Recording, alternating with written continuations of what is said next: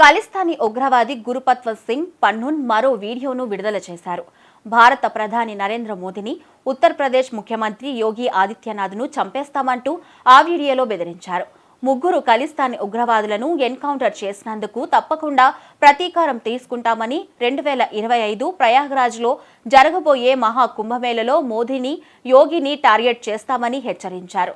హిందుత్వ ఉగ్రవాద రాజ్యం ముగ్గురు సిక్కు యువకులను బూటకపు ఎన్కౌంటర్లో హతమార్చిందని, ఎన్కౌంటర్లో మరణించిన ఉగ్రవాదుల కుటుంబాలకు 5 లక్షల రూపాయల ఆర్థిక సహాయం అందజేస్తామని పన్నూన్ హామీ ఇచ్చారు.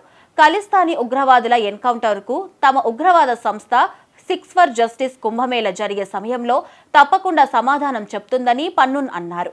2025 జనవరి 14, జనవరి 29, ఫిబ్రవరి 3న దాడులు చేస్తామని హెచ్చరించారు. ఆ రోజుల్లో ప్రధాని మోదీ, యూపీ సీఎం యోగి ఆదిత్యనాథ్ ప్రయాగ్రాజ్లో ఉంటారన్నారు.